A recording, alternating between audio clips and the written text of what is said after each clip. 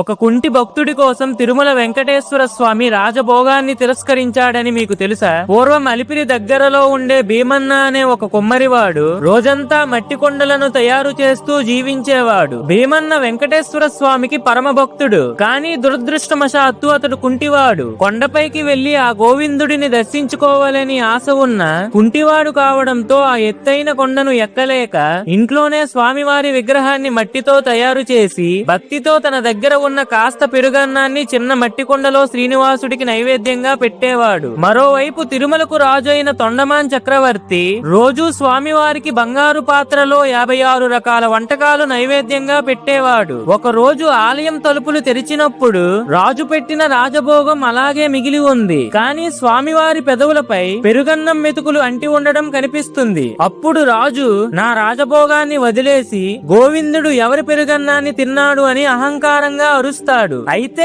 ఆ రోజు రాత్రి వెంకటేశ్వర స్వామి రాజు కలలో కనిపించి, ఓ రాజా, నీ బంగారు పల్లెంలో వంటకాలు కంటే కుంటివాడైన నా భక్తుడు భీమన్న ప్రేమతో పెట్టిన పెరుగన్నం నాకు చాలా నచ్చింది. ఎందుకంటే అతని సమర్పణలో ఆడంబరం లేదు, కేవలం స్వచ్ఛమైన ప్రేమ మాత్రమే ఉంది అని చెప్తాడు. దాంతో రాజు తన తప్పు తెలుసుకొని ఈ రోజు నుండి స్వామివారికి మొదటి నైవేద్యంగా పెరుగన్నం ఒక మట్టి కుండలోనే పెట్టాలి అని ఒక రాజశాసనాన్ని